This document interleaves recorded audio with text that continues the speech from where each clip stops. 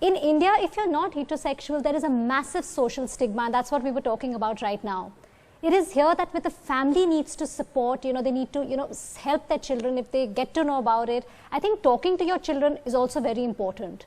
So joining in now to talk about how important parental support is, we have Prince Manvendra Singh Gohil. He's the founder, Lakshya Trust, and we have Aruna Desai. She's a founding member, Swikar, the Rainbow Parents of India.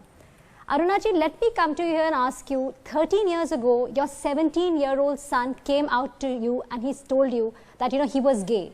What was your reaction at that point? And this is way back, 13 years ago. Thank you very much, Ambika.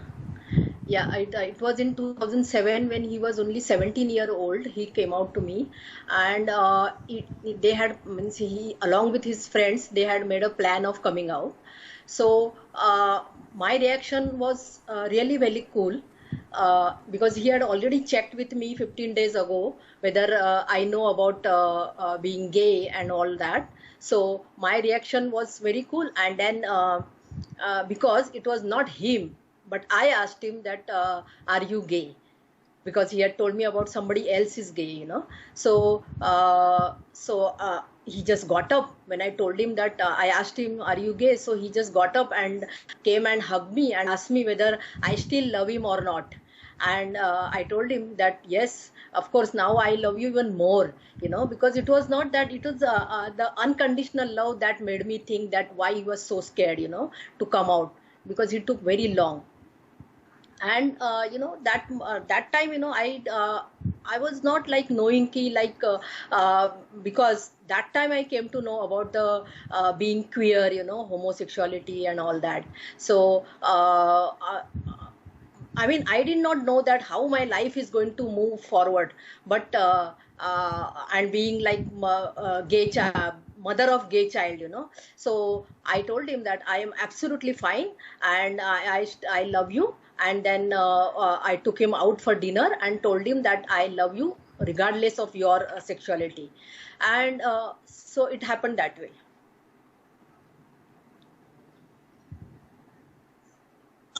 Manvendra, we believe you had a totally opposite experience. Was coming out a huge challenge for you? It was very challenging for me because, first of all, I kind of created history by being the first member of a royal family in the world to come out and talk about my sexuality in public. So I was very sure that not just my parents, but many others are not going to take it that easy because, we live in this world of hypocrisy where people are not wanting to accept truth. Whereas we all know that homosexuality is a part of our culture, was a part of our culture. But the acceptance when it comes, and especially when it comes from parents and families, it's very difficult. So in my case also, it took me a while to make them understand. First of all, coming out to them in private and then coming out in the world, in the open, was even more challenging. So Manvendra, later in the day, we are going to be also talking about how important it is to talk to our children at the right age, the adolescent sex education, teaching them at the right time. Do you think sex education, when we tell our kids when they are at the age, you think we will make them understand, we'll make them, respect their own as well as other sexuality? Live in a manner in which they don't have an answer to that. That's where a counselor's role is very important, and I'm trying to do that. I've already started talking to schools. Some schools have been approaching me, where we are trying to sensitize the school counselor, because we know that in India still parents even feel shy to talk about sex education. They don't want to talk to their children about sex. So the role of the school counselor becomes very important, to give the right type of advice, to give the guidance to that child who is struggling to know what is his or her or their sexuality. In a difficult time like this pandemic, how can the LGBTQ community work together to support each other? Fortunately, in India, we have something called InfoSem. InfoSem is one of the largest networks of sexual minority. The full form is Integrated Network for Sexual Minority. I was one of the founding members, and I was till last year, I was on the committee of this network. This network consists of almost 150 to 160 organizations exclusively working for the sexual minorities all over India. I don't think now there's even one state in India which doesn't have an organization working for the sexual minority community. And then break. Thank you so much, Shruti, for joining us. In fact, it was really nice that you interacted with our guests. It was a pleasure to have you with us. My pleasure, absolutely. Thank you so much for having me. Alright, और अब हमारे साथ जुड़ गए हैं हरियाणा के deputy chief minister Dushyant Chautala. Chautala ji, आपका स्वागत है। एक तरफ तो आपके राज्य में किसान विरोधी प्रदर्शन हो रहे हैं, दूसरी तरफ कोविड के मामले भी हैं। आपकी उपलब्धियों के बारे में तो आप जिक्र कर ही सकते हैं, लेकिन मैं आपसे ये पूछना चाहता हूं कि मामले कम होते होते वापस बढ़ रहे हैं कोविड-19 के, तो इससे निपटने के लिए आपकी सरकार क्या कर रही है? जैसे आपने बात करी, पहले तो आज गांधी जयंती के अवसर पर हरियाणा को ODF प्लस के अंदर प्राथमिक राज्य पूरे देश में चुना गया है, और उसी लक्ष्य में आज हमने पूरे प्रदेश भर के अंदर 15 दिन का स्वच्छता कैंपेन चलाया, स्वच्छता पखवाड़ा चलाया, जिसमें ग्रामीण अंचल में हमारे स्वच्छता दस्ते कार्य करेंगे और अर्बन लोकल बॉडीज में एक एक सीवरेज लाइन को पूरी तौर पर 15 दिन में क्लीन अप का एक टारगेट लिया है। क्योंकि कोविड हमारे प्रदेश में लगभग 2800-2900 केसेस तक पहुंच चुका था। हमारे लिए खुशी की बात है कि 88% से ज्यादा प्रदेश के अंदर हमारी रिकवरी है, और उसके साथ साथ पिछले 5 दिनों में वो 2800-2600 की एवरेज से गिरकर आज 1600 और 1800 के बीच में आया, और हम उम्मीद करते हैं कि आने वाले दिनों के अंदर उसको हम 1000 से नीचे लाने का काम करेंगे।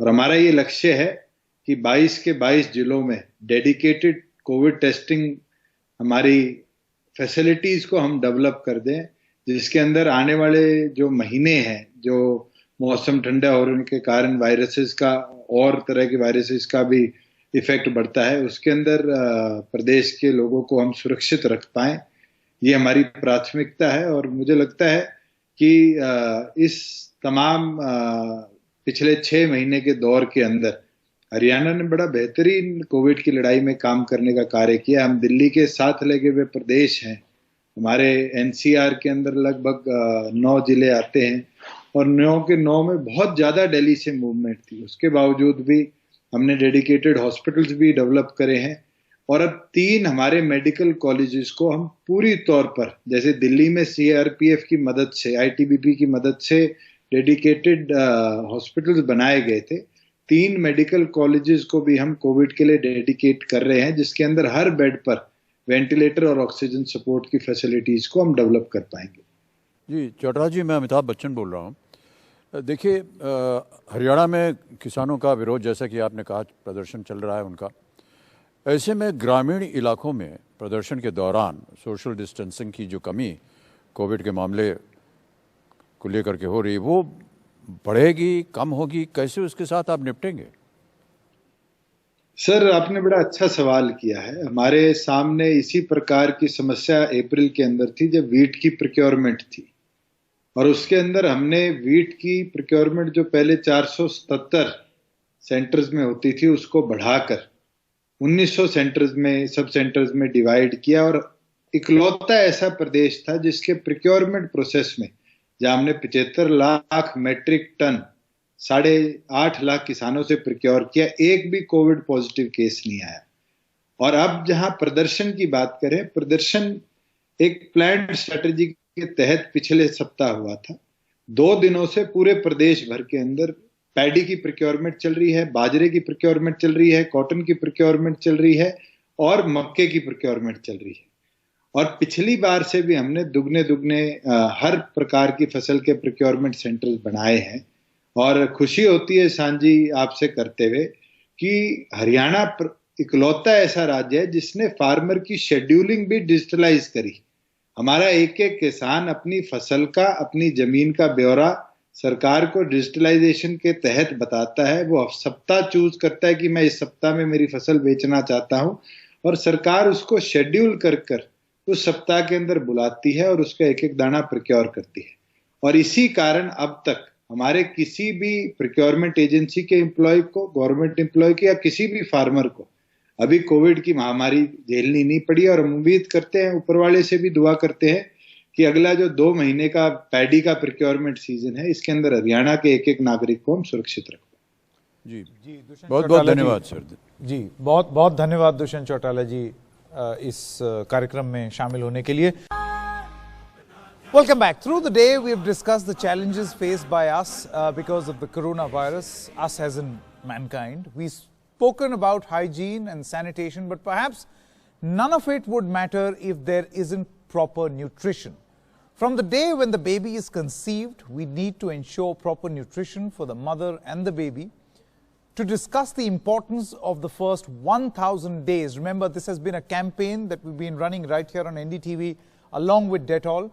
The importance of the first 1,000 days. Let's talk to Dr. Raj Bhandari, member of the National Technical Board on Nutrition, Women and Child Development Department of Government of India, and Indra Chakrabarti, former Director and Dean of the All India Institute of Hygiene and Public Health. And to ask these questions, let me now hand it over to my colleague, Ambika. Thank you, Sanket.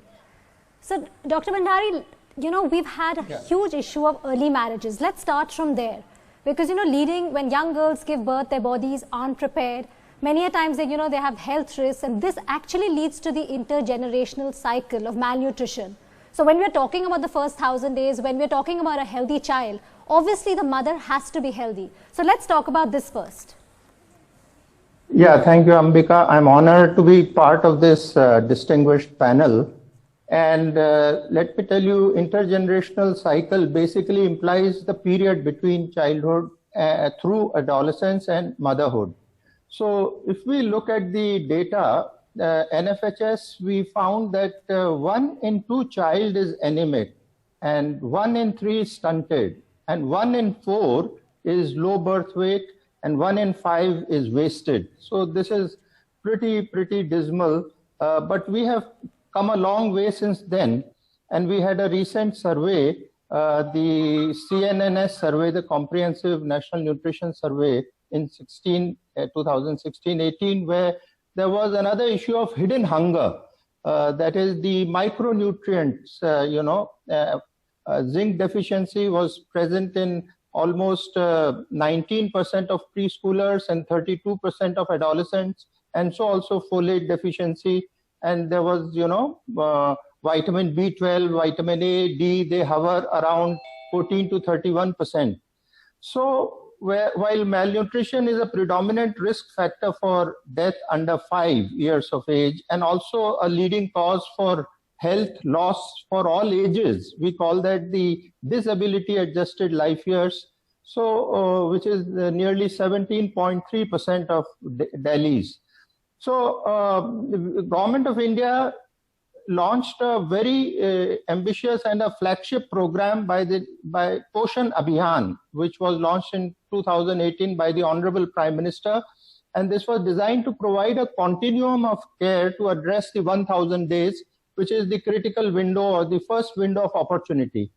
And this is a comprehensive package of convergent interventions across multiple government schemes, sectors and programs. So we actually just celebrated the 3rd Poshan Maah, where the emphasis is on not only survival of the child, but also thriving.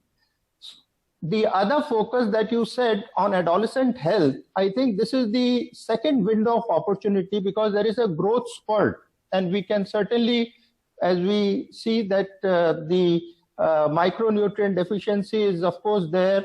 And when these girls go into motherhood, they need to have a good body mass index, more than 18.5 kg per meter square. And they need to have a good nutritional, during the pregnancy.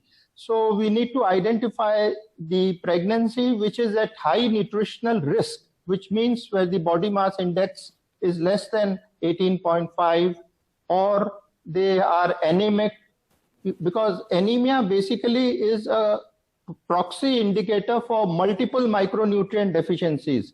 So that needs to be corrected. And we need to have targeted interventions for prevention of child marriages, delaying the age of conception, access to adolescent-friendly health services, family planning, to do away with the unwanted pregnancy, nutrition education, and that is very important, and menstrual hygiene, and of course a life skills program. As we discussed during the day, that these children at the adolescence, they are also into the phase of developing adult identity, and therefore these life skills play a very important role in terms of critical thinking and social skills, so that they can have a safe negotiating behavior. Right. Yeah. Indiraji, why are the first 1,000 days considered such a crucial period for mother and child? The first 1,000 days actually starts from the day of conception, sir, and goes on till the child is 2-year-old. This is a unique period of a life of a child, while inside the mother and after he or she is born, because this is the foundation period of the entire life. The entire growth of all the organs, especially the brain, happens at this time. Therefore, if coverage is given, proper coverage is given of nutrition, health, and other supportive factors, the entire life of the person becomes protected. And therefore, this 1,000 days is very critical in the life of any human being, right from conception till 2 years of age. So this is the most interesting period. I don't know why this has happened, but that is what's happened, that the first 1,000 days forms the entire life of a person. Thank you. Thank you so much. Thank you, Dr. Bhandari. To talk about, the importance of breastfeeding, while we're talking about the first 1,000 days, breastfeeding is again a very, very critical aspect of this. And we have with us Neha Dhupia, actor and first-time mother, Angad Bedi, actor and first-time father, Parul Ori, chief editor, Momspresso, and Dr. Raghuram Malaya, he's the director, neonatology, as well as the founder of Amara Human Milk Bank, Fortis Lafair. Neha, you have been working on spreading awareness on breastfeeding. In fact, last year on 2nd October, you were here on this platform, you were joined us and you were telling us about, how you wanted to work on this. And in the last year, I've seen you've done a lot of work on this. You started Freedom to Feed. What was your thought behind it?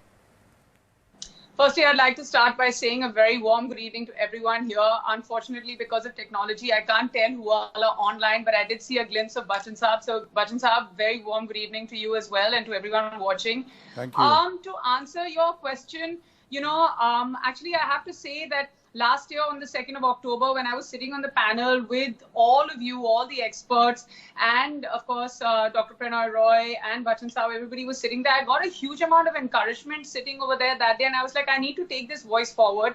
It's been a year.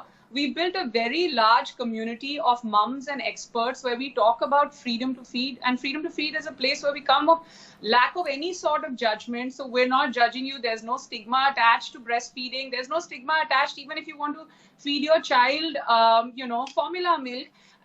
The only thing that we advocate as far as mums or new mums is concerned is that every mother in their own right is amazing and is trying to do her version of what she thinks is perfect for her child. And more importantly, what a mom does is always the best. I mean, for their own children, सबको ऐसे लगता है कि वो सब अच्छा कर रहे हैं. हम यही कहते हैं कि जो हर जगह जो माँ अपने बच्चे के लिए कर रही है वो बहुत ही बेहतरीन तरीके से giving it 100%, and that's exactly what we talk on Freedom to Feed as well. A large part of the conversation revolves around breastfeeding, and therefore a large part of the community of mums that we have are new mums, and we have some great conversations, for them and with them. So, Dr. Raghuram, tell us, just simply in simple words, we do know breastfeeding is very important, but many a times, a lot of mothers cannot feed their child for whatever reason. How does a mother actually cope with that? Because it's one thing, a mother feels guilty or the family feels that she can't feed. Tell us, how can a mom cope with that? Good afternoon to everybody on the panel here and to all the viewers. I always say breastfeeding is the most natural and the easiest method of feeding a mother can do for her own baby. Actually, it's not as difficult as people make it out to be, and it can be simplified quite a bit. But the problem that happens is a lot of mothers, immediately after giving birth, go through a lot of stress. There's a number of factors that affect how the feeding works from there on. There is a lot of people who are giving advice to the mother. I always feel that the mother's instinct is the right instinct, and usually most of the mothers get it right. But there's a lot of people advising the mother what to do. It can be quite challenging, especially after you've delivered a baby. You're going through a lot of emotional ups and downs. There's a lot of pain and discomfort some mothers do have after delivering the baby. They're quite tired by the time they start getting to feed the baby. And especially at this vulnerable period, if there are a lot of people giving you wrong advices or many advices, it's very difficult for the mother to concentrate on the feeding. So I always advocate that the mother should be well prepared even before she delivers the baby. And she should be sensitized about the breastfeeding and the importance of breastfeeding and what to expect when she starts breastfeeding the baby. A lot of times it will not be as easy as people make it out to be. Like I said, the mother's quite tired. She doesn't know that the baby is going to wake up. Mother will not have any independence about when she can sleep and when she can be awake. She cannot determine this. Her cycle has to match with that of the baby. All this, if the mother is sensitized prior to delivery, and if they are aware of it, it makes their life a lot more easier. In our hospital, in fact, we sensitize both the mother and the father. I think the father also plays a very crucial role in getting the mother to successfully breastfeed the baby. If all these things are done correctly, usually breastfeeding is not as big as a problem as people make it out to be. Also, there's a lot of misconceptions. There are a lot of people in the house who say, don't give the initial milk, wait for the milk to come in.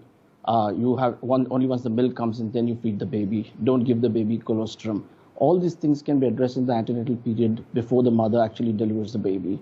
I think more importance should be paid towards sensitizing the mother even before she delivers the baby. And I think in my own experience, when we have done this, we've seen that a lot of mothers are actually more prepared and they know what to expect rather than be surprised with a lot of, sort of, if I can put it this way, a lot of rude surprises. So I think it's very important to concentrate towards this aspect of trying to sensitize the mother, and they need the maximum amount of support in the first 1 to 2 weeks. We as healthcare professionals as well should concentrate not only while the baby is in the hospital, but once they get discharged to try and help them with this. And most importantly, I always tell all the mothers that you should enjoy this period. It should not be like a sword hanging over your head and saying that this is the only way to do things. And most mothers should look back and say that they actually enjoyed the period of breastfeeding. It should be a bonding process and an enjoyable process for both of them. Angad, hello, how are you? Amit sir, how are you? I'm fine, thank you. You look good.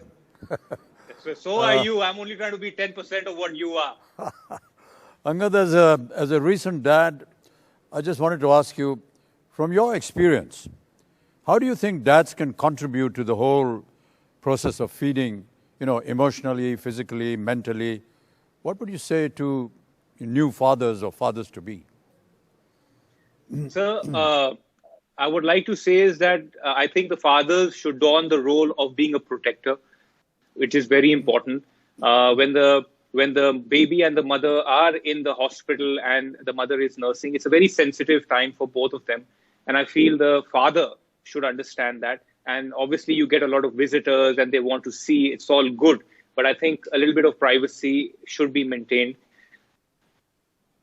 Another point I would like is how you burp the newborn. It is extremely important. They teach you, but then you have to practice it on your own. And you have to help your spouse and your missus in extending that helping hand. The third point I would like to make, sir, here is that, it's important to sometimes really, I feel the husbands should become the wives. And I think it is extreme to try and think from that perspective is extremely important, because the mother can get exhausted. She will be tired. She will be cranky. She will have a lot of emotional, her graph will be very up and down emotionally, physically. It's a very demanding job, sir. So I think you have to be there all the time.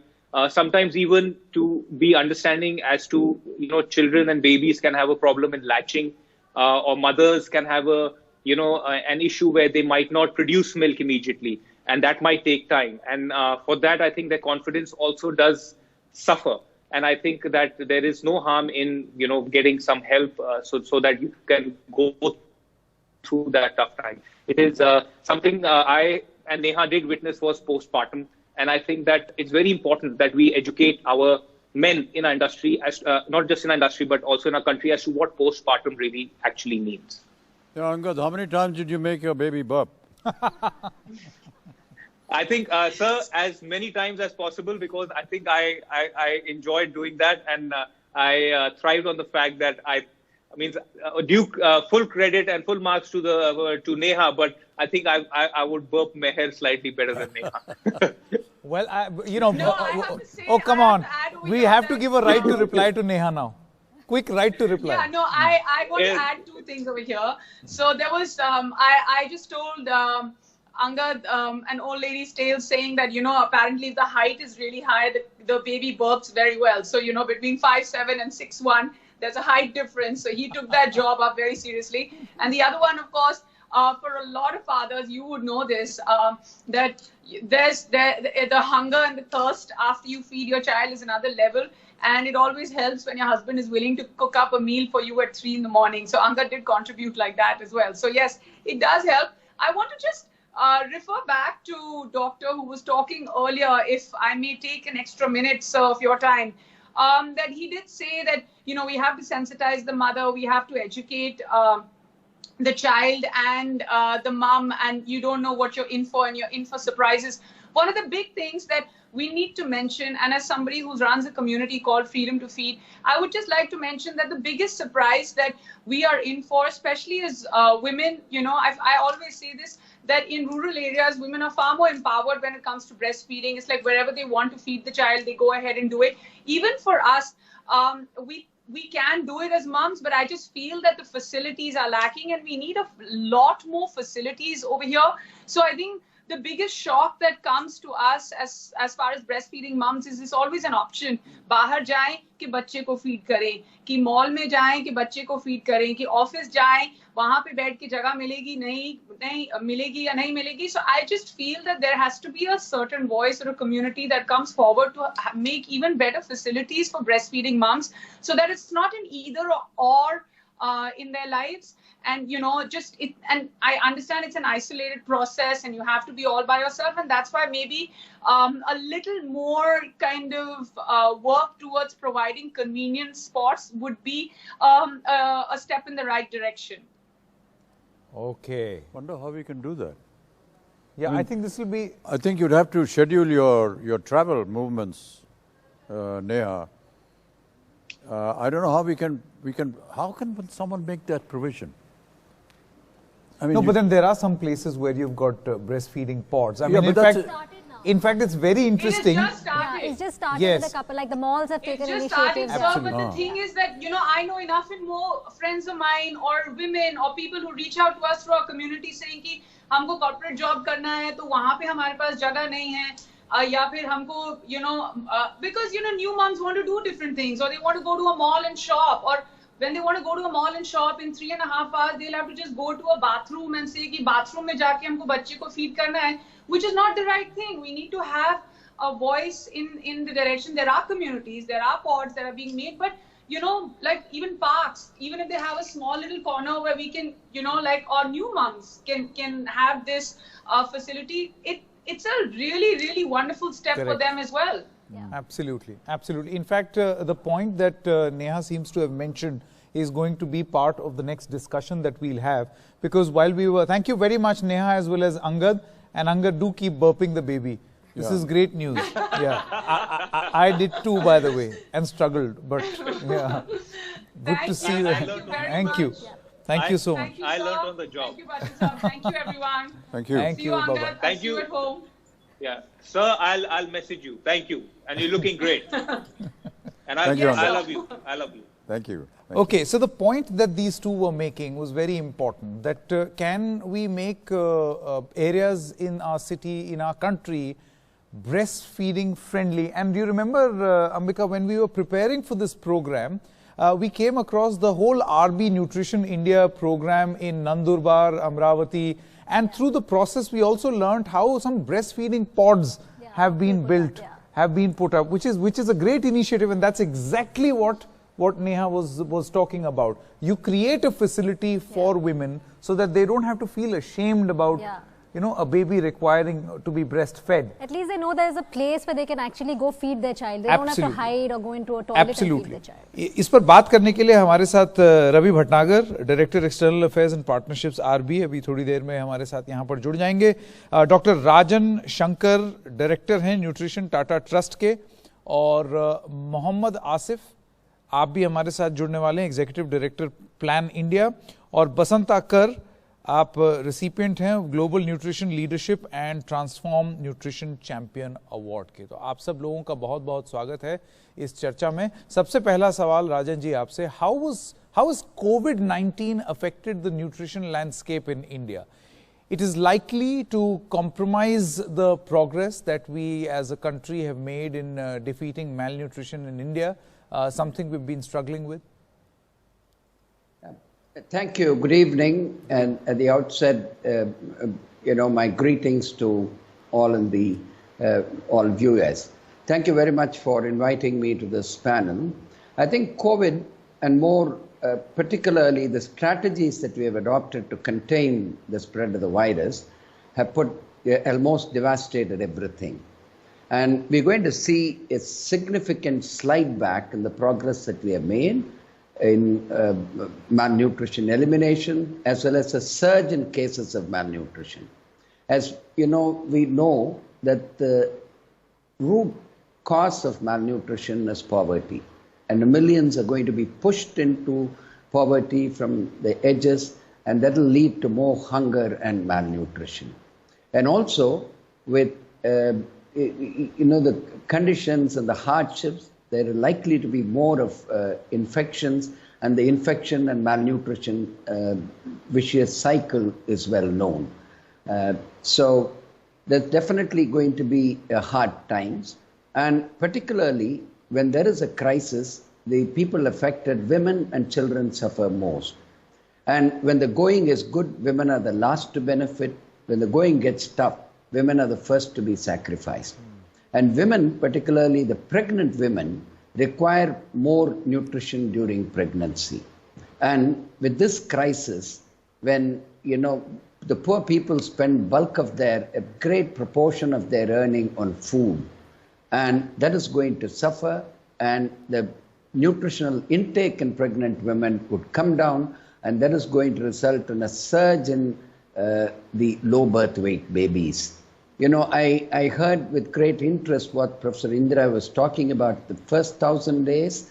The relationship is that these children, when they're born low birth weight, they are the ones who are more prone to getting the non-communicable diseases later in life. What happens is, when children are growing up in the mother's womb, if they are subjected to scarcity, they are programmed to live in that scarcity. And when they are born and exposed to relative excess, they're not able to handle it. And that is where they develop all this metabolic syndrome of cardiovascular disease, diabetes, and obesity. So it's going to be a big problem unless we target and attend to this malnutrition surge. So, Mr. Kar, coming to you here, like, Dr. Shankar is saying, of course, it is a huge challenge, because of COVID, and malnutrition is something we've been struggling with. In fact, just in September, we've just concluded Poshan Ma, and the Prime Minister has spoken about the importance of it. He also calls for a Atmanirbhar Bharat. How can we have a Atmanirbhar Poshan? How can this Poshan Abhiyan become a Jan Andolan? Yeah, very, very good question, Ambika ji. I think good nutrition is good life. I think good nutrition is also a PPE and also a good vaccine. The Honorable Prime Minister launched Poshan Abhiyan, which was shaped and determined by the Honorable Prime Minister himself. It signals a new era in nutrition history in India, because India is home to 1/3 of the malnourished children or starved children. Also, there is a double burden on malnutrition. Honorable Prime Minister also envisaged people Jan Andolan, which is part of the National Nutrition Mission or Poshan Abhiyan. I think Atmanirbhar Poshan is also a strategic and practical need. I would just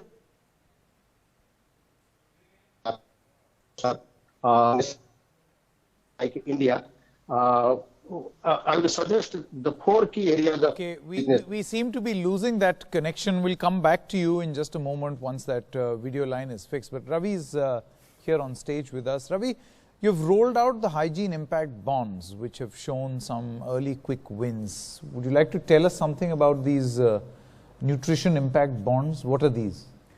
Sure, Sanket, what we have planned is we will be investing significantly on nutrition sensitive interventions across India. And this is our second year of program on nutrition, which is running. And we have reached out to around 1,000 villages across Nandurbar and Amravati districts of Maharashtra. We are taking our program to 50% of the aspirational districts in India, which means these are those districts which are poor in the health indicators, poor on the nutrition indicators, poor on education indicators, and many other things. There are total 49 of those indicators. So what we have chosen is we will be going to the LWE districts, which are the left-wing extremist districts in India, which really need our intervention and support. And we plan to cover 50% of the districts in India which really need the help, and we will be able to do it in next year, by the end of the next year. And we have very huge support from like-minded organizations like PATH is one of the organizations we will be working with. We have signed a recent MOU with USAID. So we have just finished that. And on the top of that, what we are also going to do is there are the return on investment from our last year work is 1 rupees invested in the program has given us return of around 37, 38 rupees. Oh, that's where the formula comes from. So yes, very true. Okay. So interesting bit is when you do a standalone program on hygiene or hand washing, the return on investment comes from, by spending 1 rupee, you get 33 rupees return on investment. When you do an intervention which is standalone nutrition intervention, when you spend 1 rupee, it's 22 or 23 rupees. But when you have a blended program where you have the breastfeeding, you have the breastfeeding pods, you have nutrition specific interventions, you have hand washings, you have early referral of the kids to the nearby healthcare facilities, the return on investment goes very, very high. Among all the programs what we have done, nutrition program has yielded the highest return on investment ever. And we have also benchmarked it, Sanket, is it just, to be happy looking into our own numbers, or how market is behaving, or what our competitors are doing, not just in India, but across the globe. And we are very proud to say, our return on investment is one of the highest. And Amitabh sir, it's a great thing to tell you, the intervention sites where we have worked, in last 1 year, there are 0 deaths of the kids. So the 1,000 villages which we have chosen, and it's not our data, it's the government data as well as the third-party audits. They have done the audits on that. So otherwise, there were a lot of severely malnourished kids, a lot of moderately malnourished kids, and there is a progress tracking which is happening on the month-to-month basis, and the same model we are going to replicate. And the regions where we have tested it is Melghat, which is all tribal region, and a lot of forestation is there. So there are a lot of acceptance which has come from the other state governments, like in Orissa, like in Koraput, Kalahandi, Bolangir, and many other places. They also want the similar kind of modeling to be done. So we are very much on that, sir, and that will be a newer bond which we'll be bringing to India in year 2021. Okay, wonderful. I just want to ask Mr. Muhammad Asif. So, Plan India is the on-ground partner for RB's nutrition program in Maharashtra. What impact have you seen on the ground in year 1? Yeah, first of all, good evening, Bachchan Sahab. It's an honor and privilege to be part of this conversation with you, sir. Thank you so much. This Nutrition India program, it's probably one of the only program which has looked at, taken a public health approach to nutrition. So which basically means that we are working at all the 4 pillars of programming, which is around promoting health, prevention of disease, diagnosis and treatment, and rehabilitation. So and also the approach that we took was to work at the knowledge, attitudes and behavior and practice front. So taking a holistic approach to this initiative, we have been successful in supporting over the last 12-15 months that the program has been on the ground, ensuring that 32,000 children, under 5 children, they and their parents and caregivers, they have received the support and information and protection that they need to ramp up nutrition and be healthy. At another level, we have also been able to do intensive tracking in the communities to identify children who need direct support. So more than 6,000 such children were identified who had were malnourished or undernourished from the standards point of view, and those children have been supported by the initiative to improve their health and reach normalcy. And the most critical piece is that once the child reaches normalcy, the project ensures that that levels are maintained. At another level, the whole project has been conceived on a human-centric design kind of a platform, but also looking at the system strengthening. So working very closely with the district administration, with the key duty bearers on the ground who are supposed to provide this support, and how we can bolster those initiatives that are there working, so that children reach that optimal level, and we are able to continue to work towards achieving the objectives. Okay. Right, Asif Saab, Dr. Shankar, Ravi, as well as Basanta Kar, thank you so much for joining us and sharing your experience.